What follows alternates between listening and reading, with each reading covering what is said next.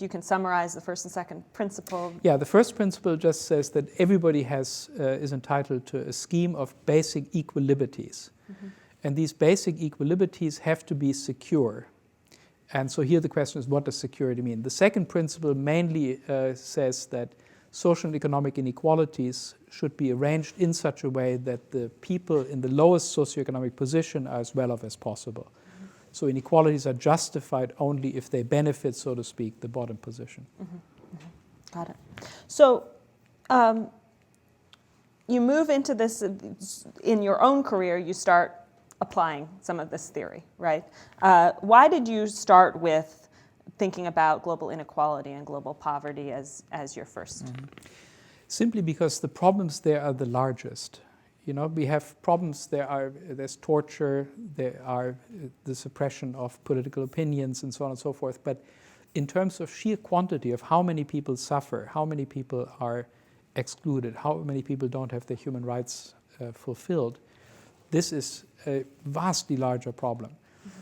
Biographically, I could maybe add one sentence. It was a trip through Asia that woke me up from thinking about, made me alert to that topic. I traveled maybe 4 months or so, halfway through my graduate career, through all of Asia, and by trains and buses and hitchhiking and walking and this and that. And I just couldn't believe the poverty. I had known sort of theoretically that people are poor in India and so on, but what that meant, how poor they are, was just beyond my imagination. Mm-hmm. Mm-hmm.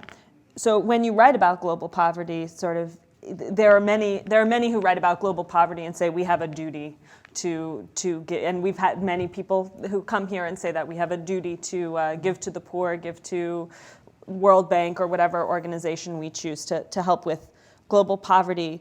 You take it a couple steps further. You don't shirk from strong statements. You've compared citizens who support today's international system to passive Germans during the Nazi era, or to those who've acquiesced to slavery in this country. So why go there? Why say this is a crime?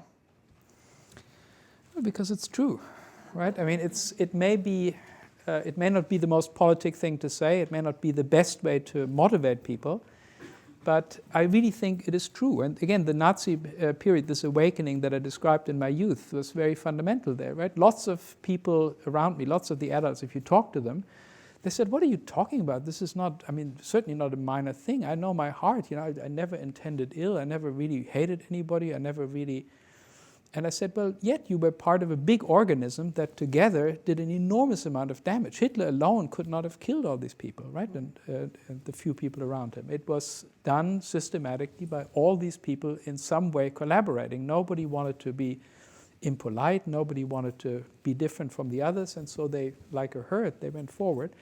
And that's what we are now doing, right? It seems totally normal to us. We all feel very morally all right about what we do. And we nevertheless uphold an economic system in this world that totally needlessly keeps 1/4 of the world's population in abject poverty, where the combined income that they have is just 3/4 of 1% of global household income. It's an incredibly small amount. And the world is now rich enough in aggregate to do away with poverty in a way that we rich guys would barely feel. So it's a crime to let it continue. 1/3 of all deaths in the world are premature from poverty-related causes. So this is not a minor thing. This is just a very, very massive problem or crime against humanity.